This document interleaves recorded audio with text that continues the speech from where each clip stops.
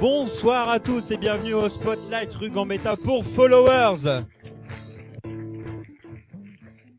Merci au public d'être là et merci à vous derrière votre écran de suivre ce show. C'est la première émission en direct sur Facebook et sur Twitter. Ça peut s'applaudir parce que pour une fois on est sur Twitter. On a mis le temps mais finalement on y est. Comme chaque semaine, toute l'actualité des réseaux sociaux, de la culture, de l'actualité. Et je suis accompagné d'Eric et d'Alice. Bonjour à vous deux. Salut Francis. Comment allez-vous? Bah ça va très bien, écoute. Tranquille. Tranquille, on est bien, on est parfait. Avec toi Alice, on parlera de culture cette semaine et de sandwich. C'est ça, donc aujourd'hui on va apprendre à comment faire du food art sans faire du food art. Du food art, en deux mots quand même, faut le dire. Voilà. Oui, food, plus loin. Très bien. Avec toi Eric, toute l'actualité des réseaux sociaux. Ouais, on va aller voir sur Twitter comment ça réagit, notamment avec la campagne, enfin la fin des élections qui commence bientôt. La fin qui commence bientôt. Voilà, bref, vous avez compris le principe à peu près. De l'autre côté de la table, Angelina et Alice. Bonsoir Francis. Non, moi c'est Aliette. Aliette. Je ne suis pas seul. Voilà, une émission qui commence sur les chapeaux de roue. Avec toi Aliette, on parlera des oubliés. Oui, les oubliés de l'élection présidentielle, on va faire un tour du côté des prisonniers. Très bien. Et toi, Angelina, donc l'actualité positive en rapport avec Aliette. Exactement, une association étudiante très engagée au niveau des prisons. Très bien, une grosse émission. On sera rejoint aussi par Juliette qui cette semaine nous présente les jumeaux, le Twin Man Show, qui nous feront l'honneur d'être avec nous en interview sur Followers. Ce sera tout à l'heure aux alentours de 19h12. Mais tout de suite, on commence avec on a décidé de vous parler. Comme chaque semaine, la rédaction se mobilise, mobilisez-vous, et vous propose de vous parler d'un sujet. Cette semaine, ça s'appelle Need a Problem. Alors voilà. Je pense que chacun autour de cette table, on a déjà tous des problèmes. Déjà, le problème de followers. Faut quand même le rappeler que c'est quand même un gros problème pour nous. La petite copine qui lâche, tout ça. Et ben pourtant, on nous propose aujourd'hui d'acheter des problèmes, n'est-ce pas, Angelina? Exactement, et comme toutes les idées un peu loufoques, ça se base toujours sur des pseudo-idées scientifiques. Et donc en fait, les concepteurs du site sont partis du principe que le pire ennemi du bonheur, c'est l'ennui. Et donc pour ne plus que vous vous ennuyiez, ils décident de vous créer des problèmes. Ouais, enfin ils font pas ça gratuitement, hein. Il faut penser que même le malheur se monnaie et pour entre 1 et 5000 euros, enfin 5000 $, pardon, vous pouvez avoir des problèmes. Donc à ce prix-là, je ça pense fait que cher ça... le problème quand même. 5000 $. Quand tu peux les avoir gratos dans ta vie. C'est sûr. Et donc nous, forcément, à Followers, ça nous intrigue. Et on a un gros budget, hein, n'est-ce pas, Aliette? Mais gros budget chez Oui. Followers. Alors au final, pour le problème qu'on s'est récolté, je sais pas s'il fallait dépenser autant. On a dépensé défi, 5 $. Donc, du 5 coup. $. Voilà. Du coup. Gros Et budget. le défi était d'organiser une soirée avec au moins 4 de ses amis. Très bien. Du problème comme ça, j'en veux beaucoup. Oui, donc c'est un peu bidon, mais ça nous a quand même donné l'occasion de faire une belle photo tous ensemble qu'on devrait bientôt voir. Et voilà. Et en Le problème, on était sobre, on a remis la ça. fait, c'est une grosse soirée, hein, comme vous pouvez voir. Et ça a quand même attisé notre curiosité et on peut se demander quel genre de problème il propose avec 5000 $. On ne sait pas. Tout à fait. Et Voilà. ben, moi je pense qu'on peut lancer une réaction sur les réseaux sociaux. Complètement. Des choses Donc, comme ça. si vous avez des idées de problèmes à 5000 $, allez-y. On attend vos propositions.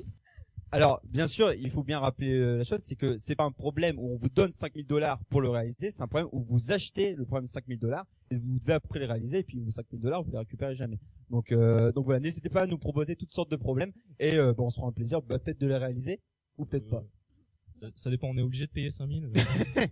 On verra. Bref, c'était le, on a essayé de vous parler de needtheproblem.com. Allez faire un tour sur le site et bien sûr toutes ces informations-là, vous les retrouvez sur la page fan Facebook et Twitter de Followers, Followers officiel et Followers avec un tiret du 8.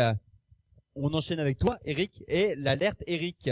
Et oui, et on va aller voir comment. Alors, je reprends mon texte. Alors, ce week-end, vous allez devoir aller voter pour le premier tour. Et dans un pays en crise comme le nôtre, ce qui a passionné la campagne cette semaine, c'est le permis de conduire. Formidable, plus rien ne va. Et on vous parle du permis de conduire. Alors, le PS et l'UMP nous ont bassiné avec ça. Et donc, Twitter réagit et se pose des questions, des vraies questions. Et là, je me demande si le permis de conduire est halal. Vous l'avez compris, Twitter a très très mal accepté ce faux débat et on est en train de dire qu'on détourne les vraies questions de cette campagne. Mais alors, on aimerait tous comprendre pourquoi l'UMP et le PS nous ont imposé ce débat. Et donc, j'ai trouvé un tweet d'un supporter de Hollande, on va dire, dans le bus du Hollande de retour, qui a fait marche arrière sur l'autoroute. On comprend pourquoi les candidats parlent du permis de conduire. Donc, bah voilà, c'est simple, c'est expliqué. Donc, pour le PS, on a compris, et l'UMP. Alors, j'ai trouvé un tweet de Mélenchon qui dit « Qui revient sur le permis de conduire déjà ?» Sarkozy a plus de 200 km/h sur l'autoroute, donc vous comprenez très bien que l'hypocrisie politique continue toujours dans notre pays. Mais je pense que l'UMP a un sérieux avantage sur le PS, c'est que si jamais ils veulent parler du permis de conduire, ils peuvent sortir la frayeur de tous les piétons, la grande faucheuse de la route. J'ai nommé Nadine Morano. Eh ben merci pour cette première actualité. On te retrouvera tout à l'heure pour bien sûr connaître toutes les actualités vues par les réseaux sociaux. On enchaîne avec toi, Aliette, et la chronique des oubliés. Les oubliés de la semaine. Alors, le petit quiz citation du lundi. Alors, cette fois-ci, c'est facile et vous connaissez. Ah, attention. Voilà. Qui a dit récemment dans les médias, est-ce que vous imaginez qu'on va donc relâcher dans les rues des criminels et des délinquants pour pouvoir aller voter? Il s'agit là d'une folie pure. Ça c'est Le Pen. Ouais, joli. Bonne réponse du public aussi, on peut le dire. Le à ma public gauche. participe, c'est formidable. Voilà, au milieu de cette actualité assez chargée, j'ai décidé de m'arrêter sur les oubliés de l'élection présidentielle, les détenus. Donc, une petite question entre nous. Est-ce que vous savez si les détenus ont le droit de vote? Je dirais quand même que oui. J'espère. Oui, vous avez raison. On peut le voir sur le site du service public. Voilà, ils peuvent demander une autorisation de sortie maintenant pour aller voter après une circulaire du ministère de la Justice qui est sortie le 1er février 2012. Voilà, donc c'est, je cite pour prouver un peu l'authenticité. Pour l'élection présidentielle, les personnes détenues, si elles le souhaitent, doivent demander 2 permissions de sortie, une pour chaque tour de scrutin. Et l'obtention d'une permission de sortie n'étant pas un droit est soumise à l'appréciation de l'autorité judiciaire. Donc, qui peut voter dans les détenus? C'est ceux qui ont une peine inférieure ou égale à 5 ans, ou alors ceux qui ont une peine supérieure à 5 ans et qui ont exécuté déjà la moitié de leur peine. Voilà, ceux qui ne peuvent pas voter, ce sont les détenus incarcérés avant une loi qui a été votée en 94 et qui sont privés du droit de vote, ou alors ceux qui ont reçu une peine complémentaire qui leur enlève en fait leurs droits civiques principaux.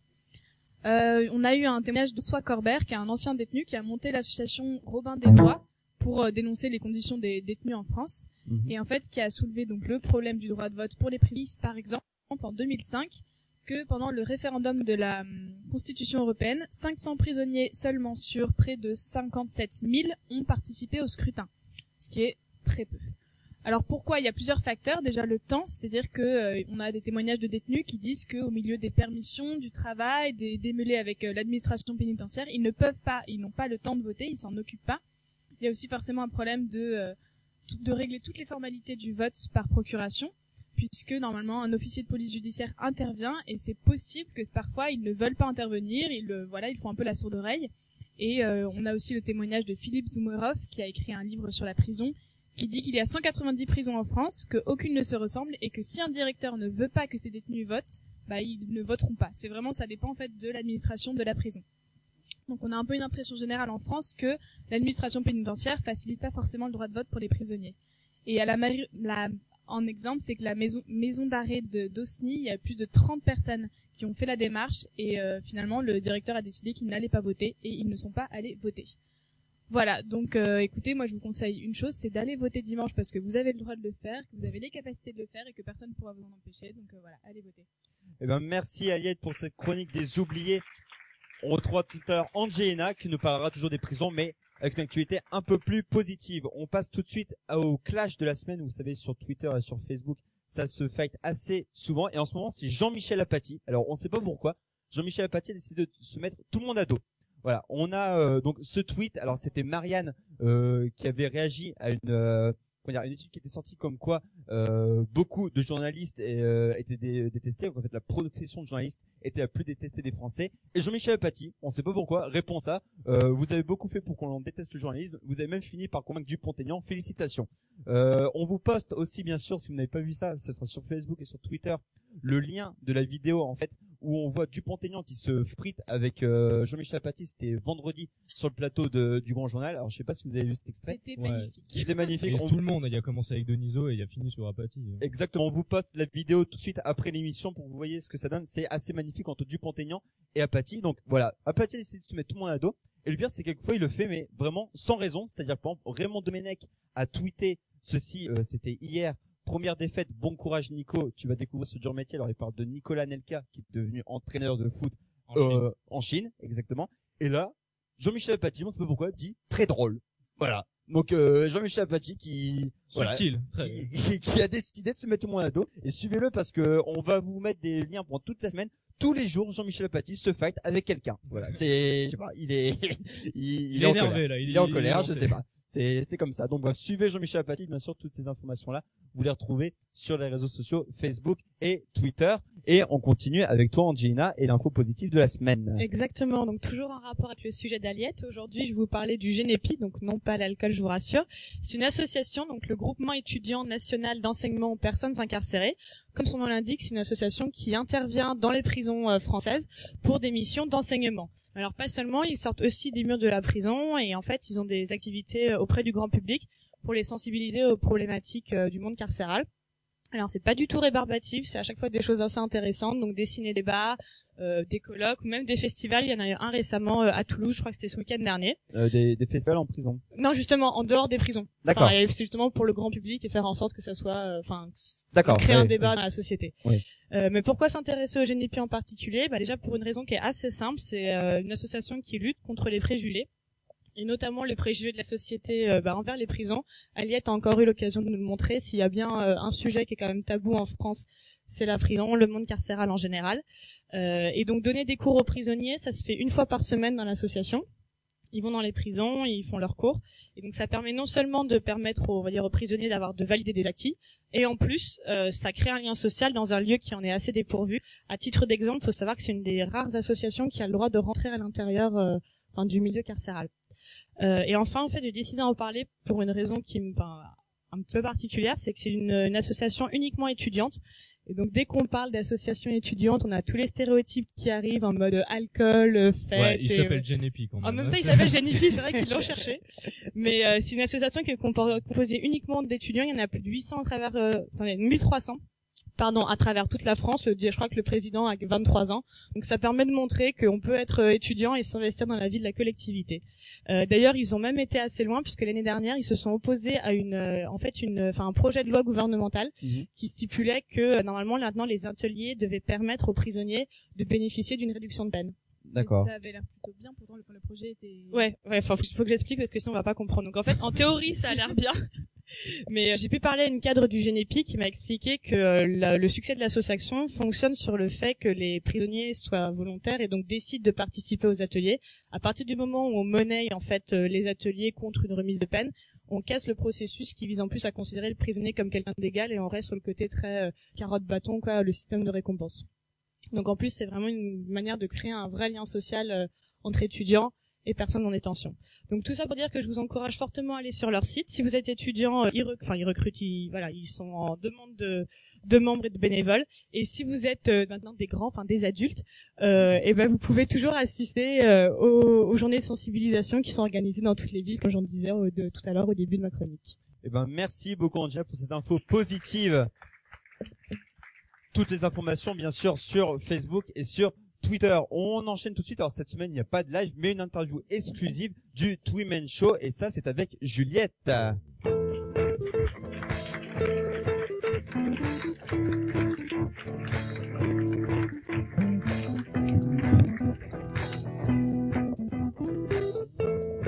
Alors le Twimen Show, bonsoir. Bonsoir.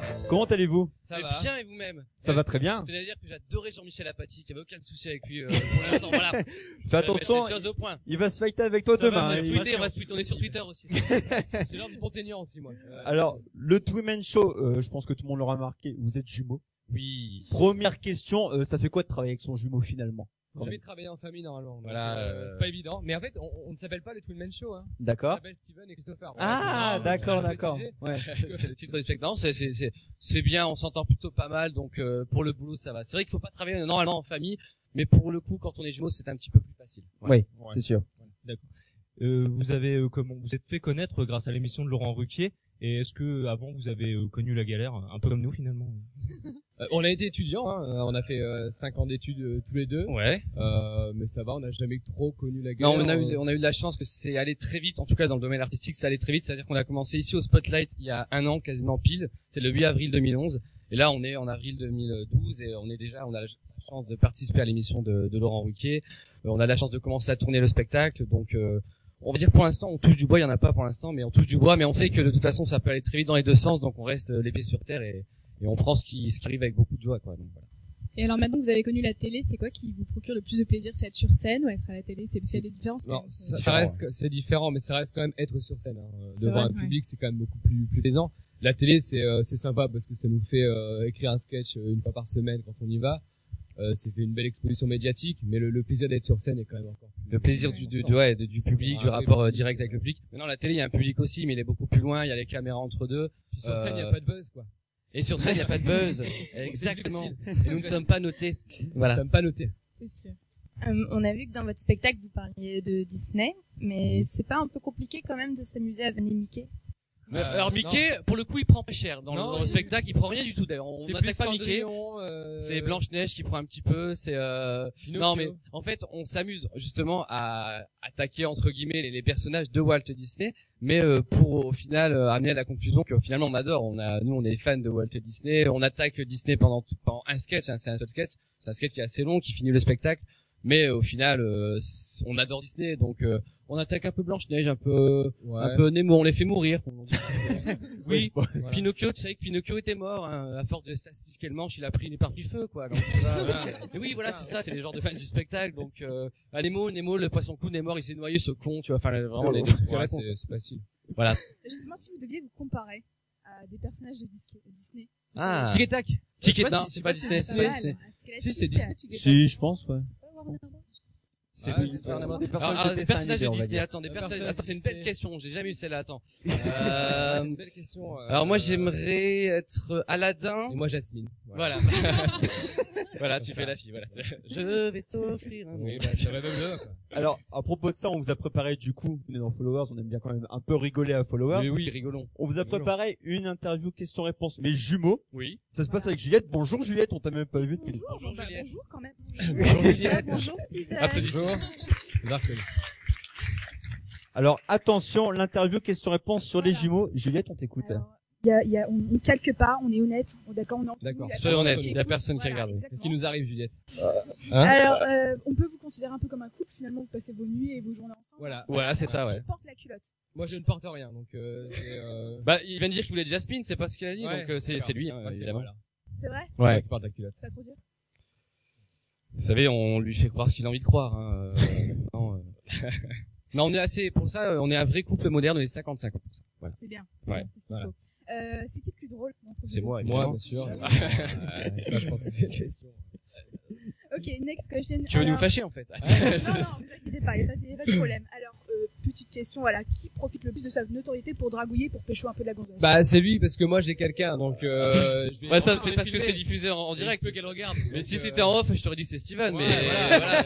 Mais c'est moi, parce que moi, j'ai quelqu'un, mais ça fait, beaucoup moins de temps que lui, donc c'est moi, mais j'espère qu'elle ne regarde pas.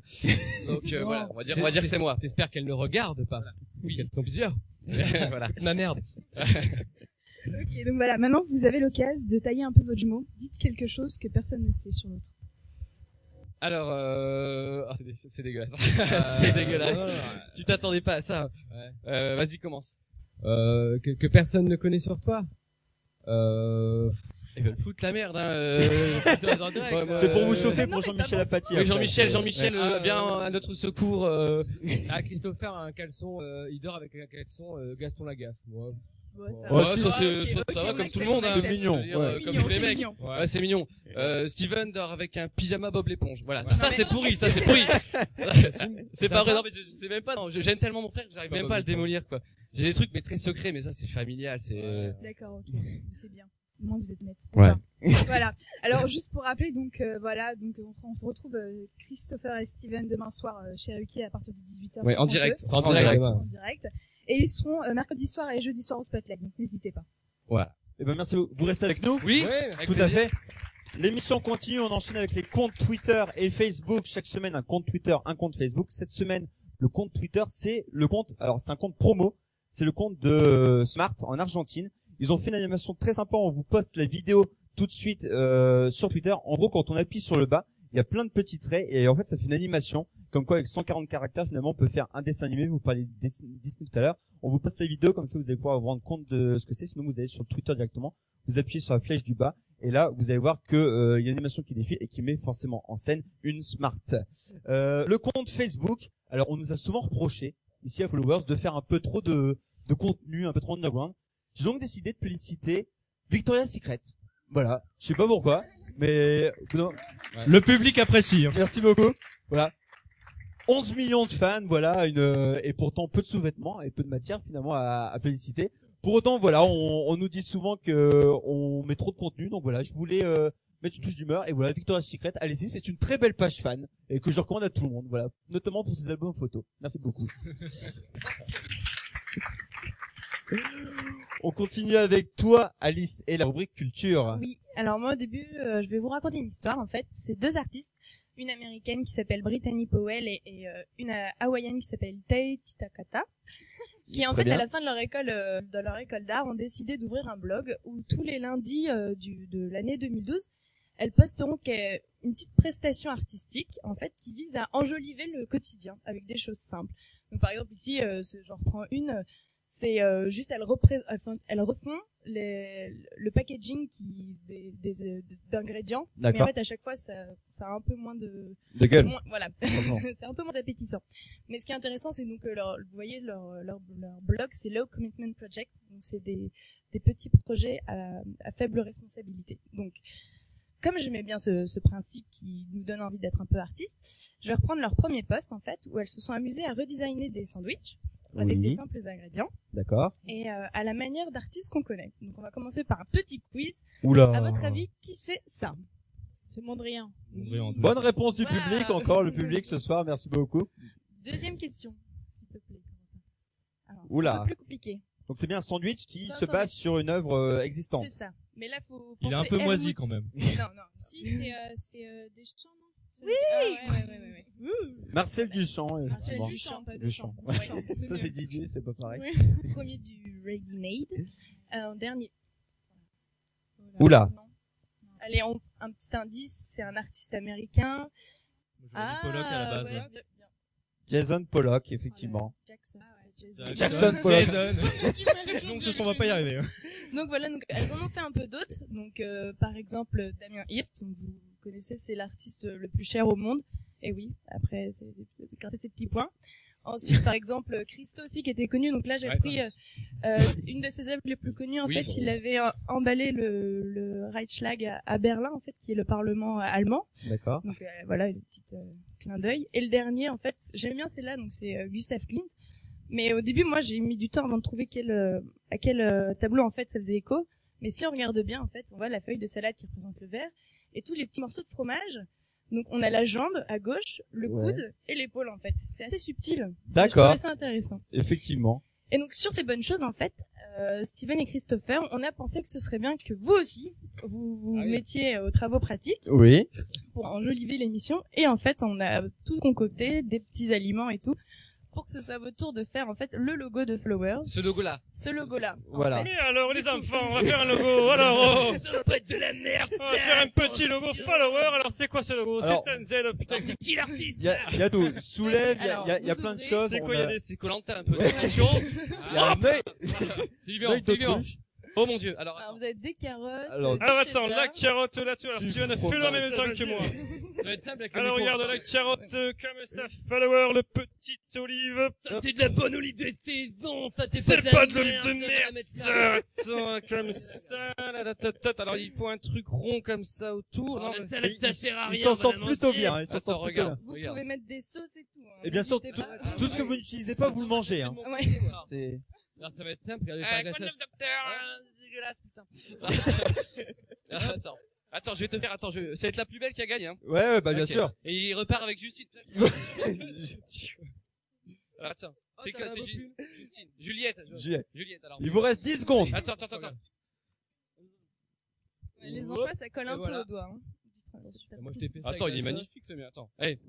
Franchement, on peut les applaudir. Ils sont mignons.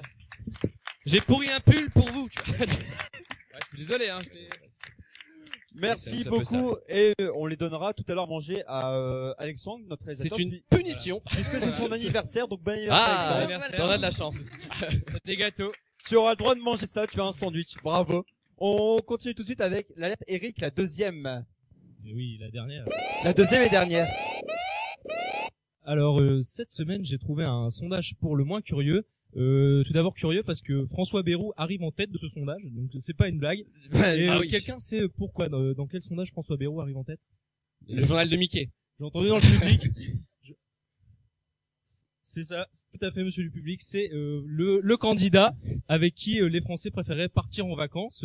Donc c'est vrai que François Bayrou. François Bayrou, Ah ouais. il doit être plutôt ça. Donc les Français préfèrent C'est un pari en fait. Ils Ouais. ont pas Mais ça tombe bien, il est en torture. vacances 4 ans tous les 5 ans, donc François Bayrou, c'est génial. Mais c'est vrai qu'on l'imagine super facile à vivre, François Bayrou. Quoi qu'il y a quand même des gens qui trouvent le mauvais côté de la chose, qui dit des vacances avec Bayrou. Non merci, j'ai pas envie de me faire claquer, moi. Mais pour ça, il suffit juste d'éviter de lui faire les poches. Mais vous pouvez vraiment tomber sur pire comme homme politique parce que 3% des Françaises veulent partir en vacances avec DSK contre 14% des hommes, tu m'étonnes. Donc on vous prévient tout de suite, des vacances avec DSK, c'est super dangereux, ça se prépare. C'est minimum ceinture de chasteté, chambre à part, on ne ramène aucune bonne, s'il vous plaît. Voilà. Merci beaucoup Eric pour cette alerte. Eric, la deuxième. Et c'est malheureusement déjà la fin de l'émission. Et oui, J'ai une petite réaction. une petite réaction. Alors, Steven et Christophe, connaissez-vous Chloé Khalifa? Oui, c'est une fan sur Facebook. Eh ben, qui nous suit. elle vous suit, elle est en direct et elle dit c'est trop bizarre ce que vous êtes en train de faire. Bah, Elle c'est suit, peut-être elle une vous fan embrasse. sur Facebook. On va te l'envoyer, Chloé. Tiens, du pain si tu veux, ça nous fait plaisir. Je vous l'échange contre Juliette. Voilà. Oui, non, elle va être. Non, oui, je prends. On prend les deux. Ah non, mais moi je prends. Toi, t'as dit que t'étais fidèle. Voilà. Oui, c'est vrai. Eh ben, merci beaucoup à vous d'avoir été avec Merci nous. à vous. Je vous rappelle que vous serez au Spotlight les 18 et 19 avril. Oui, oui. Et que vous serez aussi le Spotlight fête ses 2 ans. Oui. Allez-y, c'est au Sébastopol avec quasiment tous les humoristes du Très bons Spotlight. humoristes de Lille, oui, bien Ce sûr. sera le 19 juin à partir de 20h30 Sébasto. au Sébastopol. Eh ben, merci à tous. Merci d'être venus au Merci. public, d'avoir répondu présent. Merci à vous. Vous êtes de plus en plus nombreux à nous suivre sur Facebook, sur Twitter. C'est vraiment un plaisir. On se retrouve même jour, même heure, la semaine prochaine pour une nouvelle émission de Followers. Ciao, ciao, ciao. Au revoir.